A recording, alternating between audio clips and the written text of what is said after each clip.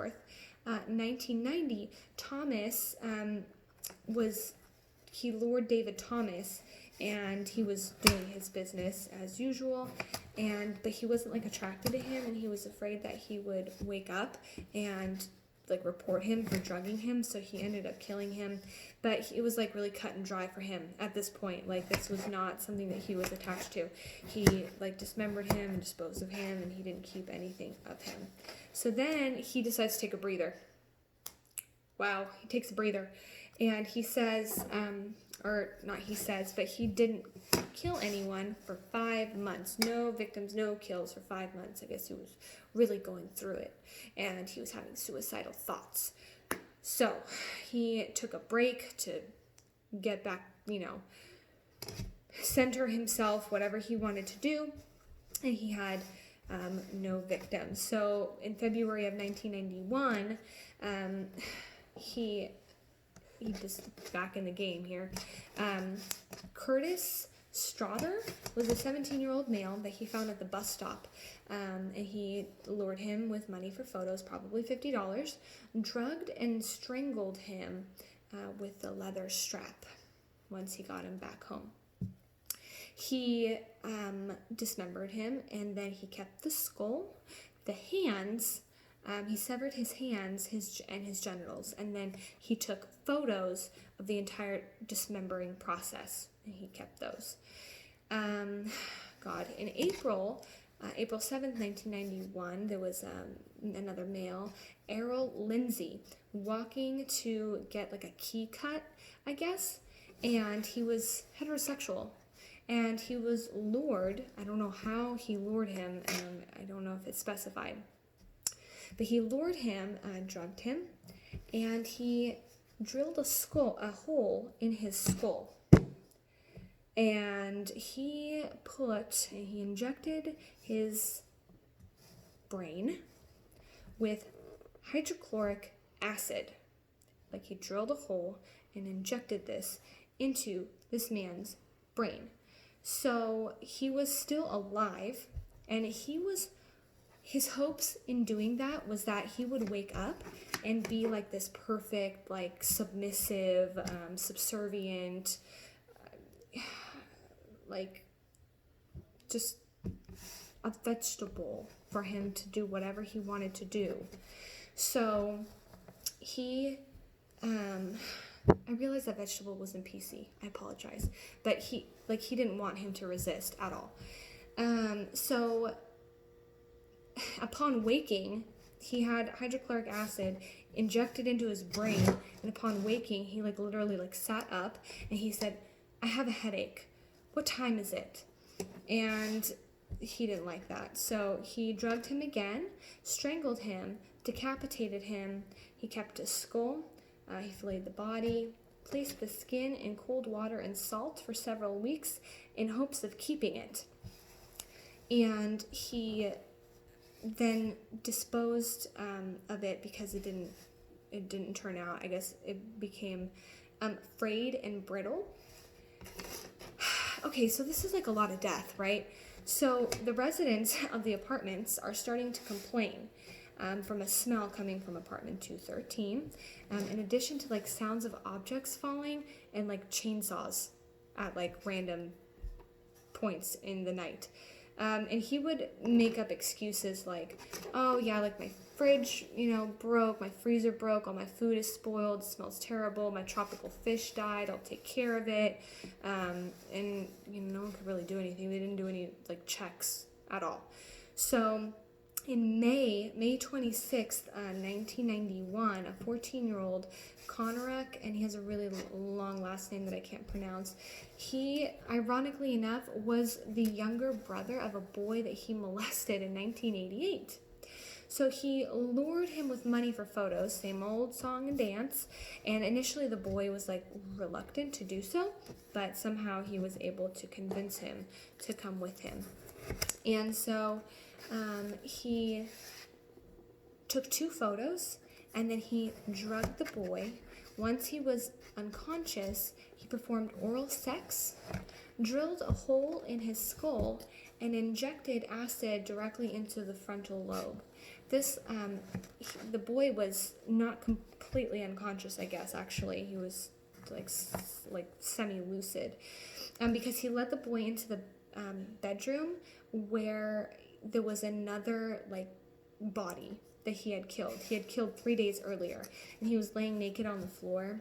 And he believed that the boy saw the body, but he did not react to like the bloated corpse that he saw, right? So he became unconscious, and then Dahmer proceeded to lay beside him drinking beer. And then he decided that that was boring, and he went to the bar. He just left the boy there, and he went to the bar. So when he came back in the early morning hours to the apartment, he sees this kid sitting outside naked, and there's like 3 women surrounding him, and they're like hysterical and panicking. And he goes up and he tries to like lure the boy back into the apartment, telling the women that he was a friend, and he was just drunk, and he always gets this way when he's drunk. And the women didn't believe him, and they were like, yeah, we already called 911. So the police come, and and Dahmer turns around and he's like, oh no, this is my lover. He's 19 years old, and we've had a quarrel, and he always gets like this when he's drunk, so let me just take him back to the apartment. And the woman was like, he is bleeding from his like bottom. There is no way that you can believe this. There's something wrong. And the cop told her to basically, STFU, mind your own business. And the women were like pleading with them to like, please, take this seriously. And they didn't. And they actually helped Dahmer bring the boy back to the apartment. So once they're inside, he was like, the cop asked him a question about his apartment, and Dahmer was like, well, you could take a look inside if you want. And they just like peeked in and they were like, yep, looks good, bye. So they left. So then after all of that happened, apparently, you know what, it's even worse. The officer noticed like a strange smell, and that's why he peeked in. He was like, yep, looks fine. So following that, after they left, he decided to inject more hydrochloric acid into the boy's brain, and that proved fatal, and he died. And the following day, he took the day off of work to dismember both of the bodies now, and he kept both of the skulls. So in June 30th, 1991, Matt Turner is a man that was at the bus station, and he lured him with a photo shoot, drugged him, strangled him, dismembered him. He kept his head, and during the dismembering process, he took the internal organs and he put them in Ziploc baggies or whatever they had, baggies, and put them in the freezer. So in July 5th of 1991, there was another man, Jeremiah Weinberger, was lured, drugged, injected boiling water into this man's skull this time, not the hydrochloric acid, but the boiling water. And he immediately, went into a coma. He died 2 days later, and he disposed of him, I'm sure. On July 15th of 1991, Oliver Lacey was another man, 24 years old, was lured, money for photos. So he was lured with money and photos, money for photos and sex. So he was drugged.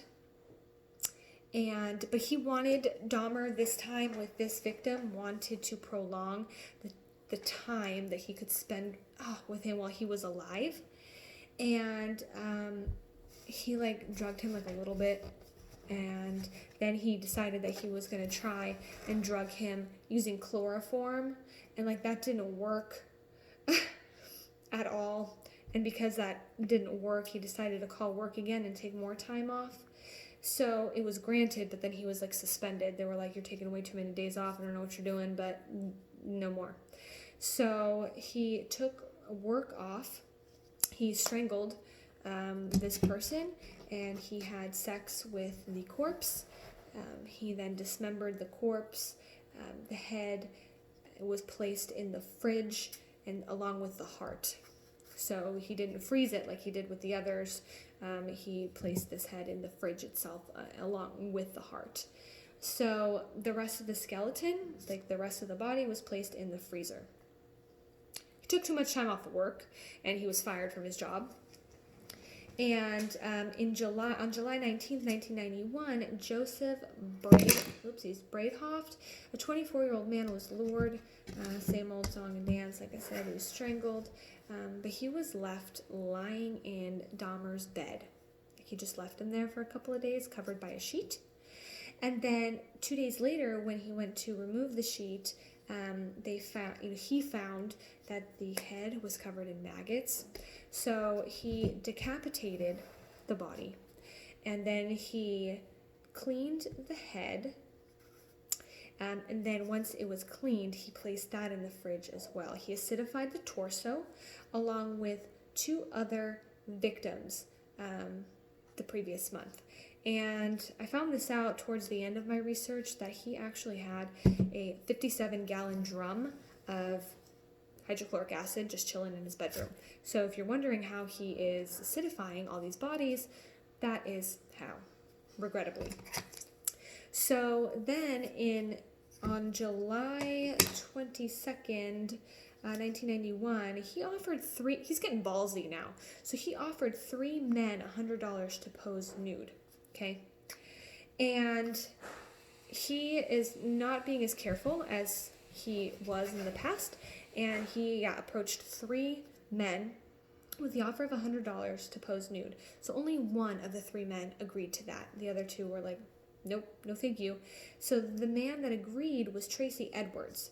So they got to the apartment, okay, and the first thing Tracy notices is it smells freaking terrible. He notices a foul odor, and there's like boxes of like acid, or however they keep it, on the floor.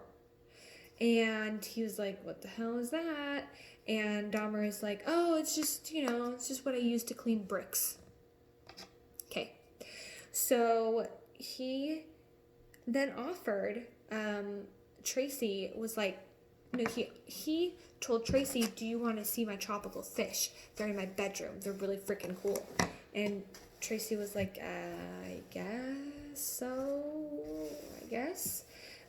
So as they were going, Dahmer slaps a handcuff on Tracy. And obviously he freaked out, and he wanted this handcuff off. So he was like, what the hell is going on? And he asked him to pose nude. So he gets on the bed, the same bed that another gentleman died gets on the bed, and Dahmer's like, I asked you to pose nude. And he was like, okay. He wanted to like appease him and like make him happy to lessen his chance of harm. So he kind of like unbuttons one of his shirts. And that's when Dahmer brandishes a knife. And he is starting to threaten him, like, if you don't undress, I am going to kill you. And Tracy was taking a look at his surroundings, and there's like nude posters all over the wall. There's like, he notices that 57-gallon drum in the corner that smells horrifying. The Exorcist 3 is playing on the TV, and he is trying to keep him happy. But he's like refusing to like undress. He like unbuttoned, and he's like, I'll pose for your photos, but I'm not gonna. And he notices Dahmer like turn around and like look at the TV, and he's like chanting something and like rocking back and forth, right? And he's really, really sketched out by this, because this is getting weirder and weirder. So he turned back to Edwards, Tracy Edwards. So after he's like rocking and done with his whatever, he like turns back to Tracy Edwards, and he puts his head on Tracy's chest, and he's like, I can hear your heart beating. And Tracy's like, yep, you sure can. Like, I got one. By the way, I have to go to the bathroom. So that's what he told Dahmer. And Dahmer he turned around and he's like, it's really hot in here. I really need to go to the bathroom. And why don't we go sit in the living room under the air conditioning? We can drink. So Dahmer consents to that. And when they get into the living room, he is like saying that, yes, I'm your friend. I'm not going to run away. I just want to, sit in the living room. And he waits for Dahmer to look distracted. And he notices that Dahmer isn't holding the handcuffs anymore, the other cuff. And I guess he had two pairs. I don't know. That's how it made sense in my mind. So he waits for Dahmer to get distracted, and he's like, by the way, I really have to use the bathroom. And in that split second of Dahmer, like, coming back to reality of, like, what's actually going on, he freaking clocks him and knocks him off kilter, like he, falls down. And Tracy makes a run for it. And he, books it out of the apartment down the street where he sees a police car, and he runs up and he's like, you gotta help me. There's a freaking crazy person in that apartment. He put handcuffs on me. He pointed a knife at me.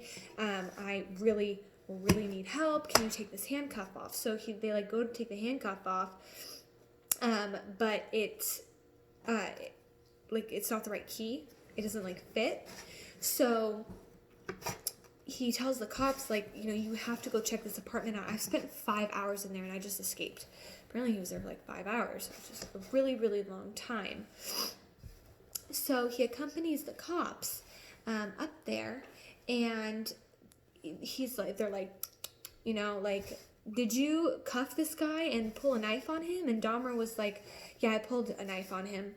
And yeah, I put a cuff on him, but there was no explanation as to why.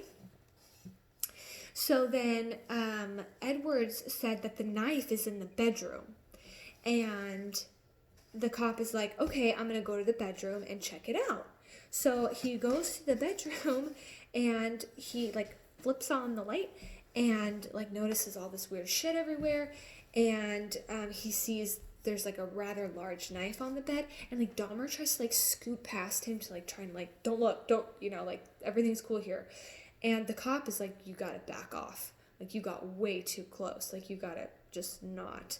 And Dahmer's like, okay, all right, I'm cool. The cop, however, notices this is where everything is coming unraveled. So the cop notices, he looks, and there's a bedroom drawer that's slightly ajar.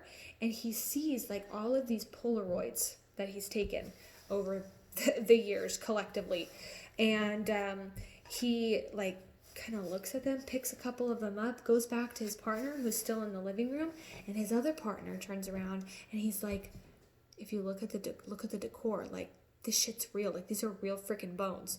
And the other police officer showed the Polaroids. Well, Dahmer wigs out and he tries to get the Polaroids back from the cop, and this results to him being very quickly pinned on the floor.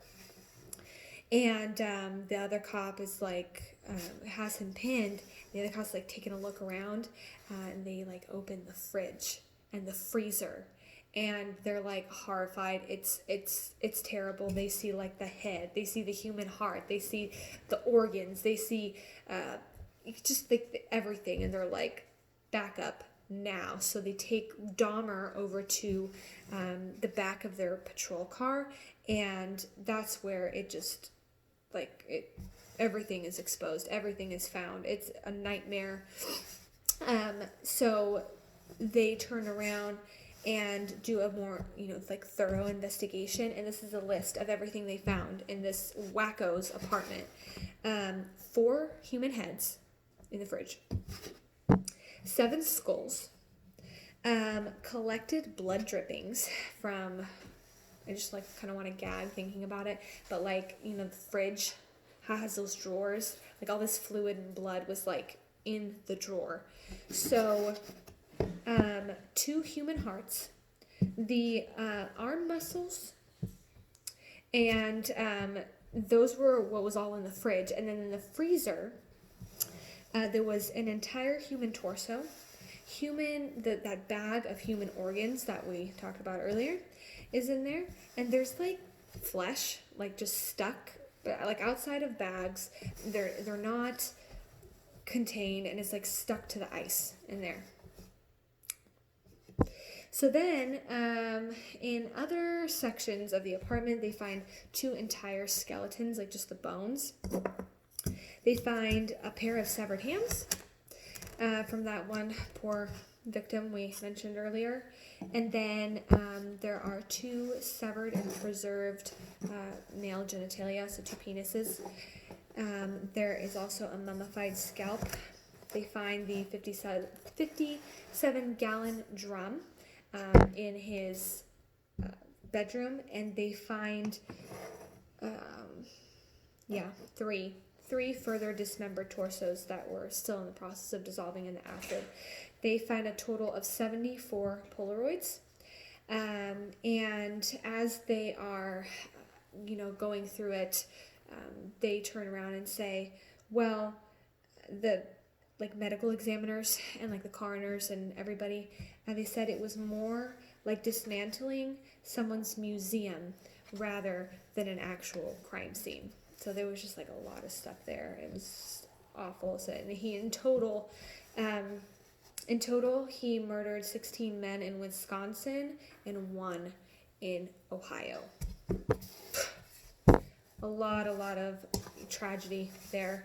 I could go into talking about his conviction or whatever, but it's not really. The point is that he was arrested. They found all of these atrocities. He was arrested. It was June of 91 or 92, I think 92, that he was convicted. And then he was convicted to 1 billion life sentences in prison.